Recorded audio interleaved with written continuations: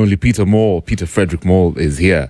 Founder, stand-up shout-out. Yeah. You guys know him already. And then he's a conservation and youth leader. Also, part of the board of trustees of KWS. That's good stuff, Peter. So this is the second time we're having this conversation. Definitely, yeah. The first time I was like, Apana, this one can't end like this. I have to invite you for part 2. Yeah. How was your day, Lakini? It's good. I just came back from Samburu. Cheers. Yeah. Yeah, how was that? 6-hour drive. Man, that's a long drive. But beautiful landscape. Very Can beautiful imagine. Landscape, yeah. Yeah. Northern Kenya. Yeah. So you must be beat, huh? I'm okay. You're good. Yeah, for the cause. Exactly. Yeah. So tonight we're going to talk about the new face of conservation, why youth voices matter right now. This conversation has been rife. It's been happening for some time. Yeah. And back in the day, conservation in Kenya was pretty much known for, rangers, game parks, and wildlife patrols. But right now, it's evolved, right? What does it mean in this day and age, to conservation in this new age that we're living in, this very youthful Kenya? I mean, it's trying to evolve. I think when we talk about the new face of conservation, we're talking about putting people at the center of conservation. Yeah. And when you talk about putting people at the center, it's because 70% of wildlife live outside protected areas. Right. And hence they're living in communities. And communities, who is the number one demographic of a community? Yeah. Youth. Who has the time, resources in terms of energy, skills, mindset, creativity? Youth. Yeah. So I would say that it's been pushed. They've been forced to involve young people because it's the only sustainable thing to do. Like, how can you create a future that you won't be there, but we'll live in it without you. Correct. Without the vision bearers. Yeah. So involving young people right now is a sustainable choice, and it's the only choice that needs to be made. And because people now are being put at the center of conservation, women and youth are now playing a critical role when it comes to safeguarding the future of our heritage and our natural resources. That's right. And then it's going to lead me to the movement that you created. Very, very powerful. Stand-up shout out. Yeah. You're very youthful. And this one, obviously, this movement is associated with youth. You're working with youth, basically. Yeah. So what inspired you to start it? I was uncomfortable. I mean, when I started, I was studying university in 2013. And I was like, this can't be it. The opportunities, the platforms, the lack of platforms, how people were spending their time, their money, their skills. I called it the lost generation. And I feel like there was more to it. Yeah. And when there's more to something, you either get uncomfortable and hide or get uncomfortable and change. And so I was lucky God allowed me to change and create this platform that gave me the opportunity to do more and be more. Yeah. So it was really just an urge and a need and such an uncomfortable spirit of, no, this can't be it. This isn't it. This isn't life. There's more to life. Yeah. You often mention this new wave of youth, of conservation. Yeah. So what do you see in youth? Yeah. What's this thing that really inspires you to work with your peers, right? Yeah. That I guess the older generation never had. I mean, I think the one thing the older generation don't like is the difficulty of my generation. Young people can be difficult. We can be stubborn. And that takes a lot of time and energy that older people don't have that patience. But for me, what drives me to work with my peers, young and older, is a very simple fact. Right. We have dreams, Kev. Dreams need tomorrow. Tomorrow needs a stable climate, food security, clean air, clean water. And only my generation can understand the desperate need to secure such a future because we have dreams. Right. And because they can understand that, the vigor and the passion when you awaken a young person's mind to be like, okay, you know what, I may be an engineer, a doctor, a scientist, whatever I am, but I have dreams like this guy. Right. And hence I want to help him, help me secure tomorrow so we have time to live those dreams. Yeah. So what am I going to do? I'm going to conserve. So that vigor and passion of understanding, the mentality of a young person to understand, oh my, I have to do something. I must be part of the solution. I must do more. I must jituma. I must jiamini. I must go above and beyond for my future. Is something only young people have. Yeah. It's something, the urgency and that passion is what comes from a young person understanding that I need to secure time to achieve my dreams. So working with young people is a no-brainer. It's a no-brainer. I like that. Good word. And I like how you put it, man. Most young folks, they just have a sense of urgency. You know, the energy is different. You know what I mean? They're very passionate about, you know, the environment, what's around them. And so what's associated with young people is obviously culture, the arts. You know, I saw you also into poetry. That's good stuff. You know, social media, storytelling. So do you think what this does, this whole culture, you know, the way we go about conversations, especially amongst youth, do you think it makes the, you know, conservation more accessible, more understandable amongst younger people, or it's performative? It's almost like, you know, it's a gig. I think it's a tricky question, because for me, I think when it comes to conserving the environment, the wildlife, marine life, etc., like I said, it's about connectivity to the future. So young people are starting to understand preserving natural habitat, natural resource preserves my future. You understand? So for me, it's more of an understanding that we are young. We need time to live. The older generation, you have lived your life. We need time to live. So I think the connectivity to conservation is really a connectivity to their dreams, their aspirations, and the time that they need. But the creativity around it and the storytelling is something that is just burst, because young people, how they tell stories, how they use their phones, how they use social media is a low-hanging fruit when it comes to the conservation narrative. And it's something that can be really tapped into for young people to help explore, amplify the conservation work that is happening, and the needs and the gaps and the flaws and the issues, and to rally people around. I think the one thing I missed to say is that why I like working with young people is because we want to belong. As much as social media has really brought us closer but also far apart, young people want to belong to a community of vibrant young people. They want to be around like-minded, creative, energetic. They want to feel part of something. And social media has disconnected us, but made us more hungry to have a community of something that is bigger than us. And this is something that we can tap into for conservation. Brilliant. So when you're talking about the new wave of conservation and social media and this whole evolution, so what describes that is this evolution process is the social media aspect of it. You know what I mean? The art, that's what amplifies this conversation, isn't it? Yes. Hence the evolution word. And I think what it does is it makes it relatable. I think that's the one thing that has been missing. Many people think conservation is for wazungus or foreigners. Many people think conservation is just planting trees. Many people don't understand. But the storytelling and how young people who get to be involved capture that story, amplify it, is making other young people feel like I can relate, I can be part. And I think that's breaking down the walls of isolation and separation of this isn't for me, and bringing people closer to the story, which allows them to feel part and person of it. It's so true, man. You know, I was actually that was going to lead me to the next question, which is some of the misconceptions about conservation work. So it's like, this is just for the wazungus, you know, the elites in Kenya. And what's another crazy misconception you've come across that you'd like to, you know, just I think the craziest misconception is that conservation is something that you have to be an expert in. Wow. Right? Okay. And what we are trying to demyth is that you should have expert advice, you should have technical support, but you don't have to be an expert. Everyone, if you ask Jane Goodall, all these legends, how did they start? They knew nothing. But they were given an opportunity to learn and to grow. And so young people need to start realizing you don't have to know everything. You don't have to be ready. Just show up.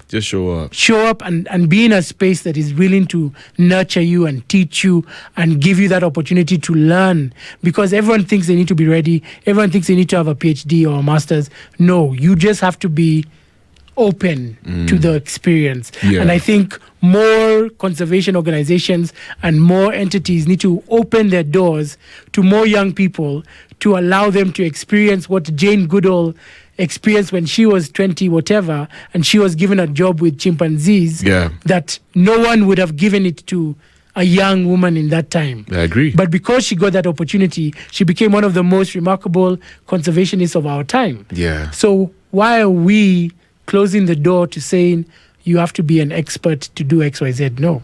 Yeah. Yes, you need to do it right. Yes, you need advice, technical support, but more young people need to be given an opportunity to learn, to grow. And I think this comes to a huge conversation about succession, about institutional memory, and about the older generation making space for the newer generation. I mean, we're seeing it with ODM. I don't know about ODM, but I mean, eventually they're going to have to give in. Yeah. So speaking of which now, you're part of the KWS Board of Trustees, right? First of all, you've been running a very successful organization, or should I say movement. So you being in that Board of Trustees, what does it mean for the youth that you represent? Now, it's being part of that board for 2 years was a good experience. But I think, youth representation is not what it is. Okay? I wasn't put on the board to represent youth. Oh, interesting. You understand? Yeah. I was just a youth leader, advocate for young people. Yeah. We need proper youth representation. Proper youth representation means that this person was selected from a caucus, put in a position to advocate for youth specifically. Right. Because most young people who sit on boards are sitting there as young professionals, not youth advocates. So as much as I did advocate for youth and push for platforms such as Mabingwa, Adopt a Park, etc., more opportunities for young people, Ranger recruitment, etc., I wasn't there as a youth representative. But if I was there as a youth representative, it would make it much more easier because all my agendas would make sense to the older generation. Whereas now I was just a young professional yapping about youth. But if my position was fully a youth representative who I was representing a caucus, then it would be much more easier. So we get it wrong in Kenya when it comes to youth representation. We're choosing brilliant young people to sit on boards and places, but they're not representing youth. That's interesting. They're just youth. Yeah. So youth representation needs to be worked on from the National Youth Council to every youth position in Kenya. They need to represent a caucus. They need to be held accountable. Even that caucus needs to be writing memorandums, writing speeches that they go and represent. You understand? If an idea is created by the caucus, they're sitting at the table representing that idea. That is real youth representation. Right. Wow. I like how you clarify that. Yeah, because many times, usually, we get it twisted. It's almost as if they just put youth over there. You think this is a youth rep. No, but it's not.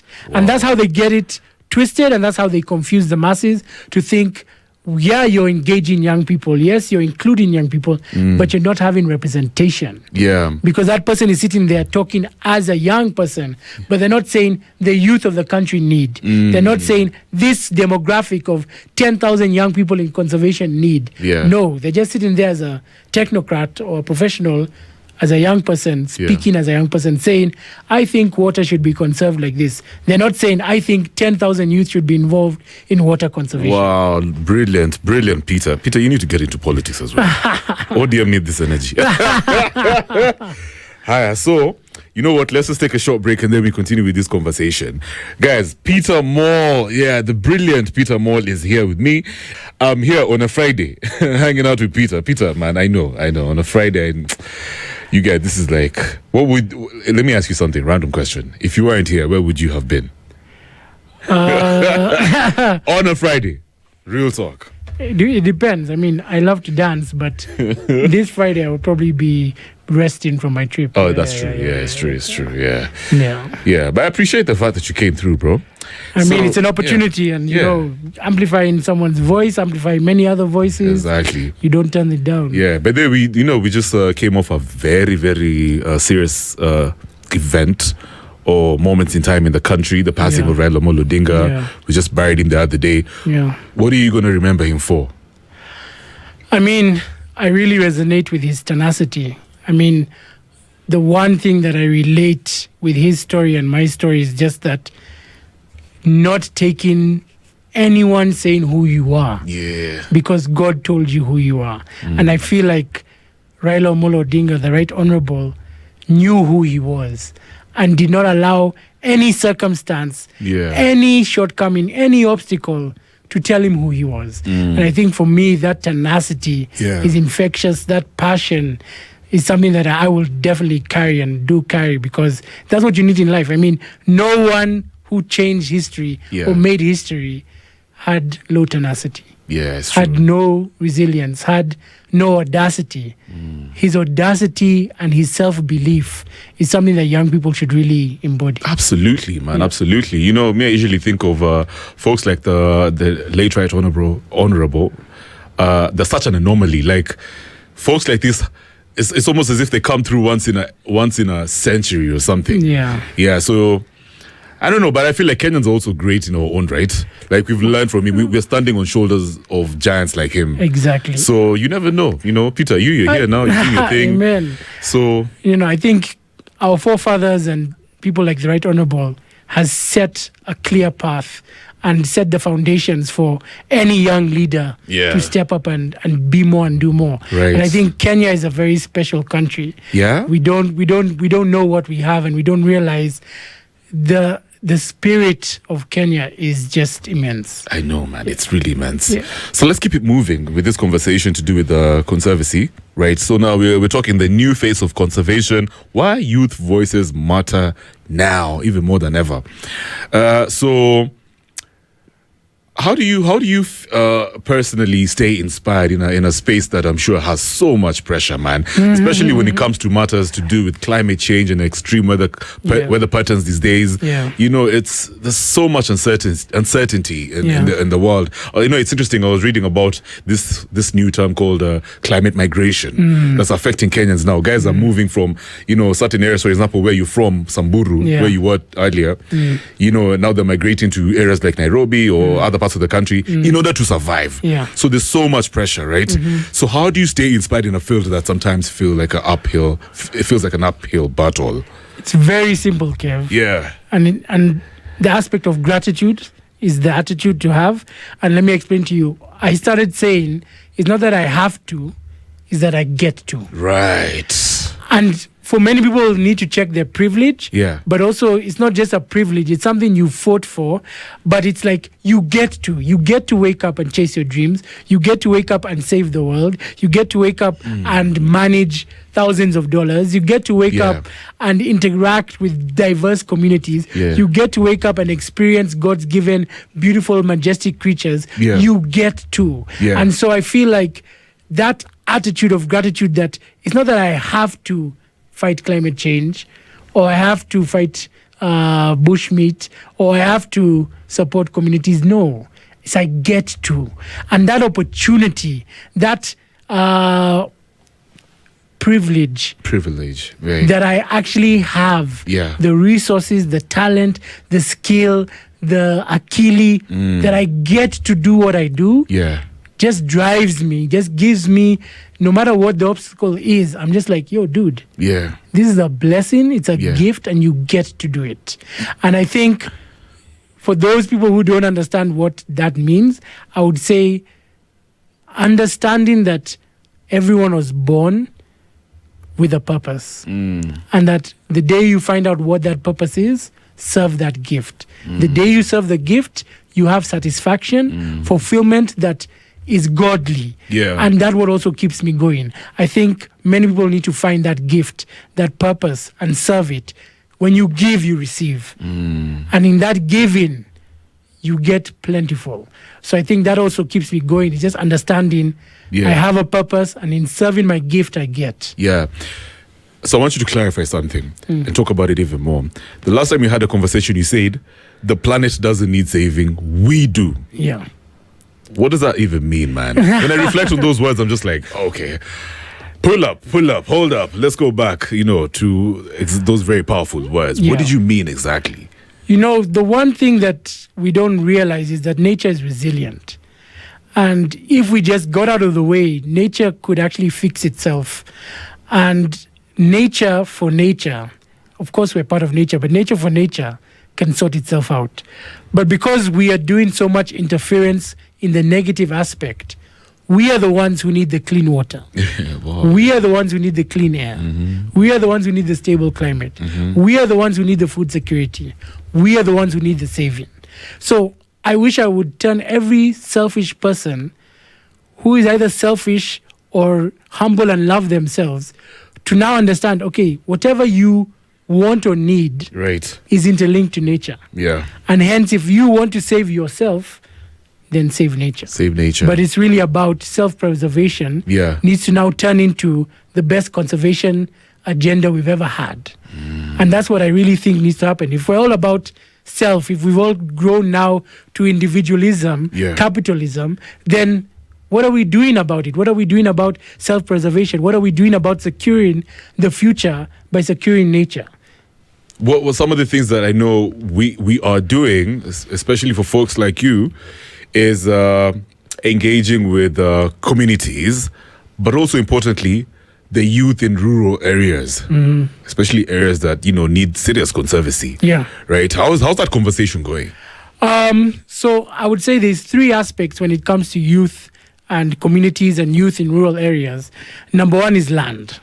So you have a father who owns 100 acres of land, and that father has made an agreement to conserve that land. But he's made that agreement without involving his children. So now the father passes away, and now the child is in charge of that land. And he's like, you never involved me.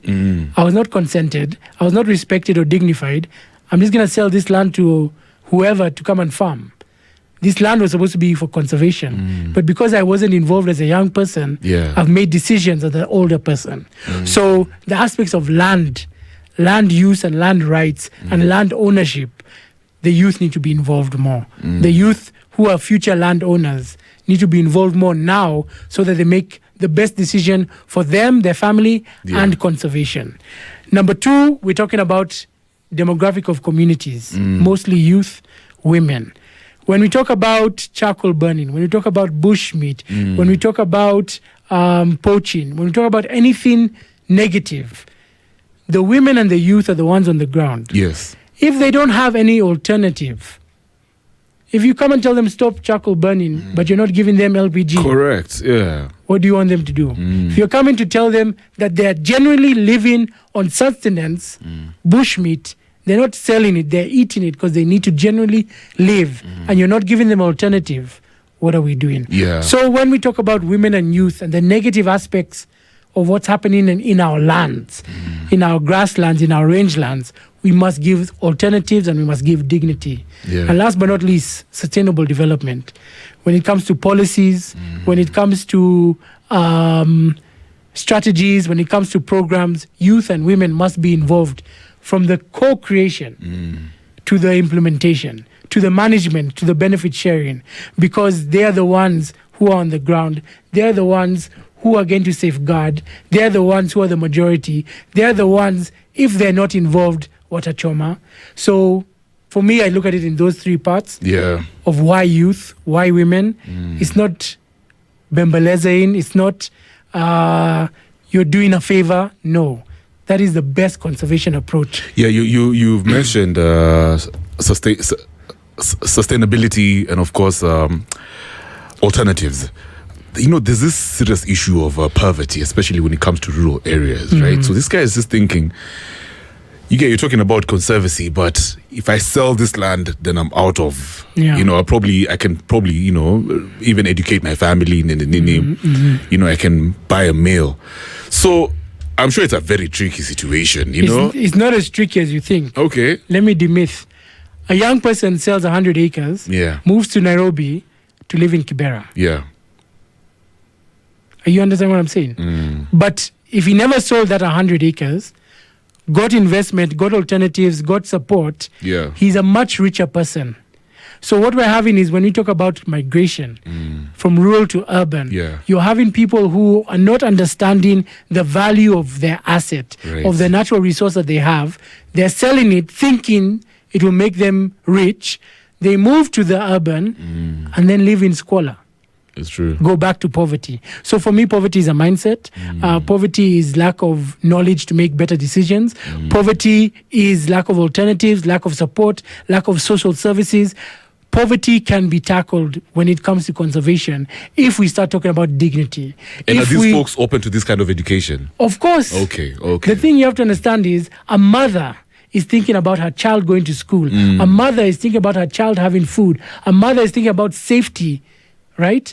The mother doesn't want to anything else. If you come as a conservationist and say, I will help you have safety to live amongst wildlife and understand animal behavior. I will help you have alternative livelihood and actually have money to take your child to school, to have hospital, to have food. I will work and walk with you. The mother is not going to say, no, I want to go and burn charcoal. No. Right. They understand what is best for their family. Yeah. But no one is going to that extent because it takes energy, it takes time. It's a whole humanitarian approach to conservation. And that's what we have to start realizing, that conservation can't be isolated anymore. Conservation can't just be the science and all that. Conservation has to be part and person. When we say people at the center of conservation, we have to mean it. It can't just be a tagline. It has to be what it is, because if we don't have thriving people, we don't have thriving wildlife. Brilliant. What's what experience or encounter have you had in the wild, in areas that need a lot of conservation, that completely changed your outlook on life? That's a very good one. I think the saddest for me is my first time in Amboseli. We were doing a walk for elephants, right? We're shouting, justice for elephants. Yeah. Hands off our elephants, blah, blah, blah. And we're walking with these children. Torn socks, torn sweaters, torn shorts, etc. We're walking, let's say, 7 kilometers in Amboseli. This was my first time in Amboseli. And I was like, how can we shout justice for elephants, hands off our elephants, ivory belongs to elephants only, whatever it is, and the children we are walking with don't have dignity. The children we want to be future guardians to coexist don't have dignity. And for me, it just triggered me. And he just said, you know what, this can't be it. This can't be conservation. I can't be advocating for wildlife. Yeah, man. And these children are not living a dignified life. Even if you had invited them for the walk, rewarding them with uniform for their advocacy in wildlife is dignity. Exactly. But just inviting them and you're like, no, that's what they're supposed to do. They're supposed to advocate for wildlife. We're not in the business of uniforms. That's not what we do. That's not our mandate. That's not our scope. Get out of your way. Stop making excuses. We need to realize that the nitty-gritties go a long way. Right. To dignify a human being, give them the respect, to be seen, to be felt, is what is needed in conservation. Because these communities, without them, there is no future for wildlife. Yeah. There is no future for our habitats, for our water towers, for our marine ecosystems. There is no future without them. And dare they wake up and realize that they are like, there's no future without us, and you're treating us like this. So we have to wake up and make sure that they feel seen, heard, respected, invested in, not charity. Dignity is not charity. Community development is not charity.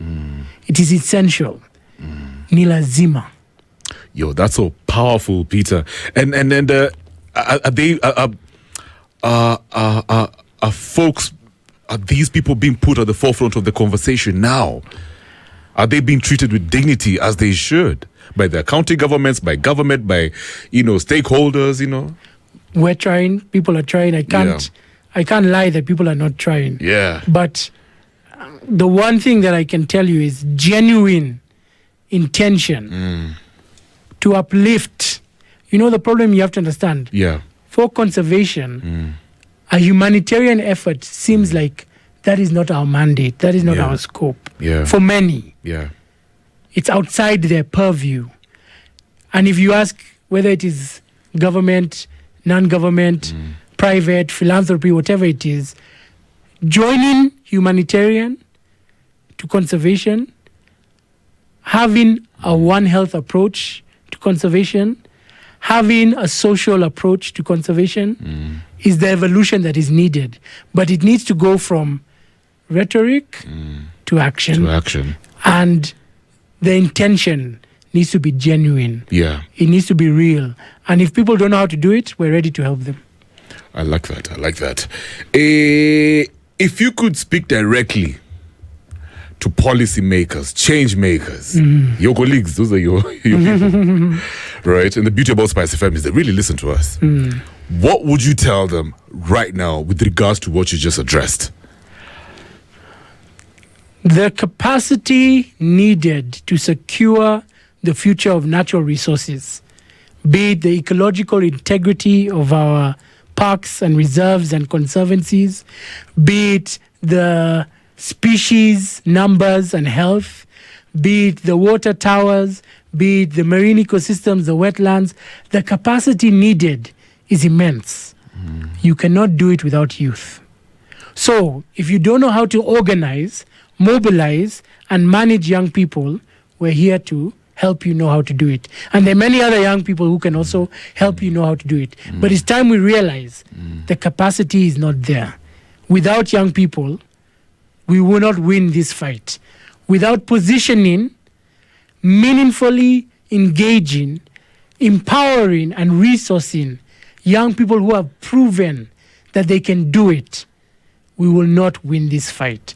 It is time for the wisdom of the elders to see that when you plant a tree that you will not know its shade, it's time to do that action where you make space for young people who may take over your job, for young people who may be the next CS, be the next PS, be the next DG, for young people who may be better than you.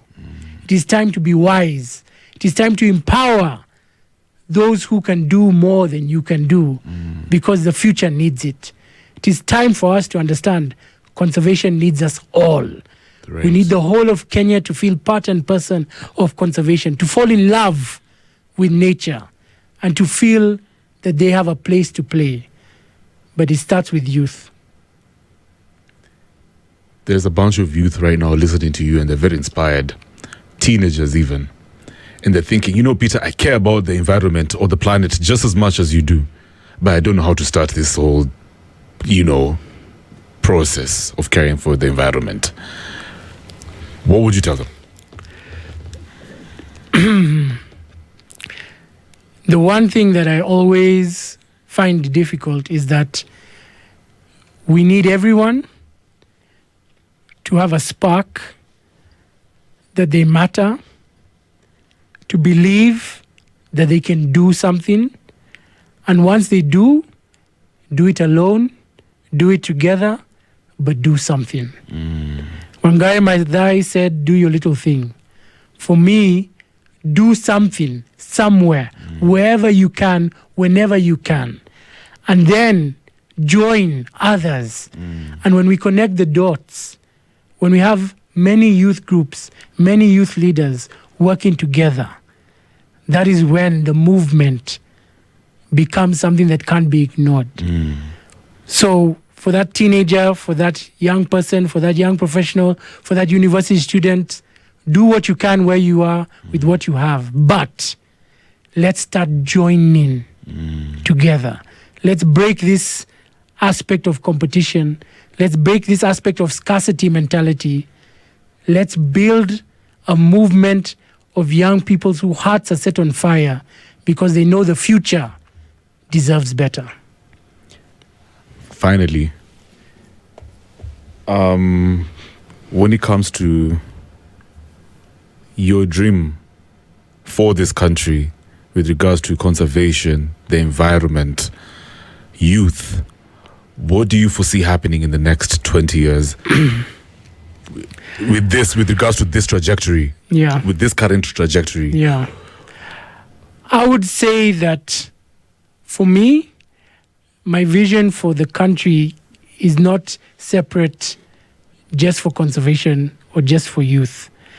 I would say it's about how do we position the right people in the right place to make the cogs move and the machine to work efficiently and effectively. How do we allow merit to overshadow anything else?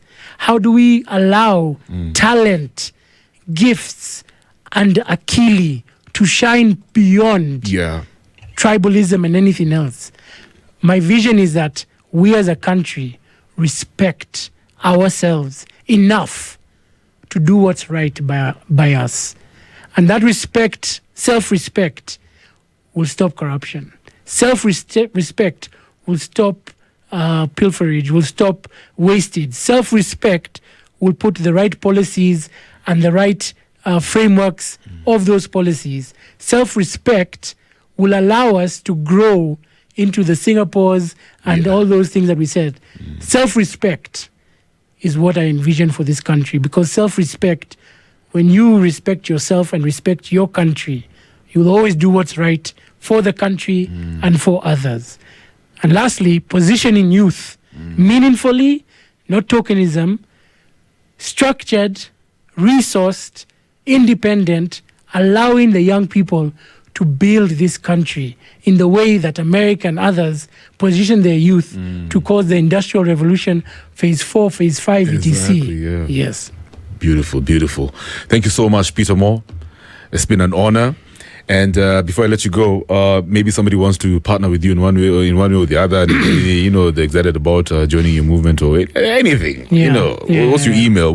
How can they reach out to you? Yeah, so info at suso.world. Yeah. Or they can get us on Instagram, Stand Up Shoutout, Facebook, Stand Up Shoutout, Twitter, X, SUSO Youth, so SUSO Youth. Just hit us up. I mean, the one thing I say, we need everyone. And we as Stand Up Shoutout have reached a point where we want to convene, bring people together, because we know the power. I always say alone, that slap, if I slap you, it's okay. You may feel it, Kev. But together, it's over. That's it. And that's what we're telling everyone. And there's a power in coming together. Right. And I think as young people, now is the time. Yeah. Brilliant. Thanks a lot, Peter. Asante.